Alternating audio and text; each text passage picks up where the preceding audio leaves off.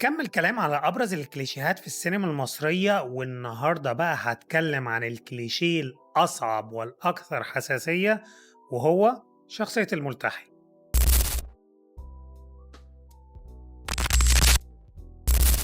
لكن من البداية كده قبل ما أتكلم في أي حاجة خليني أوضح إن القصد بالملتحي مش الجماعة إياها اللي كانت بتنتهج العنف والإرهاب ضد المواطنين والدولة ومؤسساتها، عشان نبقى واضحين بس من الأول. الملتحي عادة كان بيتم تصويره بشكل كاريكاتوري أقرب لأفلام الكرتون. هتيجي كده تبص عليه هتلاقيه الراجل اللي هو ذو الوجه العبوس والوش المتجهم على طول الوقت عمال بيتكلم باللغة العربية الفصحى بمناسبة ومن غير مناسبة. شخصية مفيش حاجة شاغلها غير شهوة النساء، دايما بيحاول يفرض سطوته على الستات اللي في محيط أسرته أو براها. وكليشيه الملتحي بقى ده اللي انا بقول لكم عليه هتلاقيه عند مختلف الكتاب مهما كانت درجة براعتهم في الكتابة.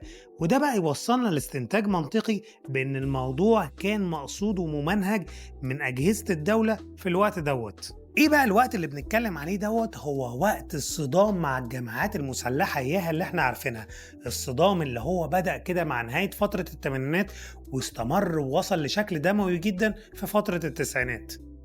الدليل على كلامي دوت لما تلاقي مسلسل زي العائلة للكاتب الشهير وحيد حامد، كان المفروض هيتعرض في الثمانينات ولكن اتأجل عرضه لغاية سنة 94 عشان ما حبوش يصطدموا مع الجماعات وقتها.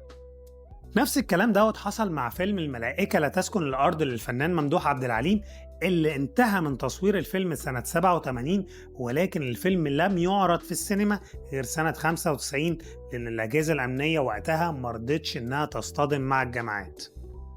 كليشيه الملتحي هتلاقي برضو ان هو تم توظيفه بعد أزمة الدولة الشهيرة مع شركات توظيف الأموال اللي حصلت في التسعينات، وان الدولة كان عندها حرص بقى انها تخلي مسؤوليتها كده وتشيل ايديها من الموضوع تماما رغم الأخطاء الكبيرة اللي هي ارتكبتها وقتها، واللي في النهاية دفع ثمنها المواطن العادي كما جرت العادة ان هو دايما اللي بيحاسب على المشاريب في الصراع ما بين الدولة والجماعات.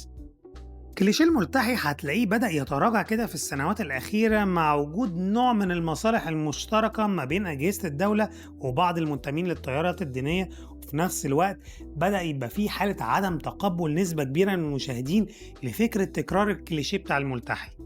ولكن ده لا يمنع ان هو برضه كان بيظهر لدرجة ان انا اتفاجئت سنة 2016 لما اتعرض مسلسل مأمون وشركاه وشفت ان الكليشيه متكرر من خلال شخصية الفنان حمزة العيالي. لو فكرت كده في موضوع كليشيه الملتحي او الكليشيهات بشكل عام هتلاقي ان ممكن يكون الاستسهال سمة في الاعمال الفنية سواء في السينما او في الدراما، بدليل انك لو بصيت على الافلام الدينية هتلاقي دايما كده برضو في كليشيه مشهور للشخصيات اللي بتطلع من اهل قريش. نفس الحكاية هتلاقيها متكررة في الأفلام اللي كانت بتنتجها الكنيسة المصرية. هتلاقيه شخصيات الرومان في فترة الاضطهاد للمسيحيين أقرب لأفلام الكرتون، ففي الحالتين الكليشيه كان موجود.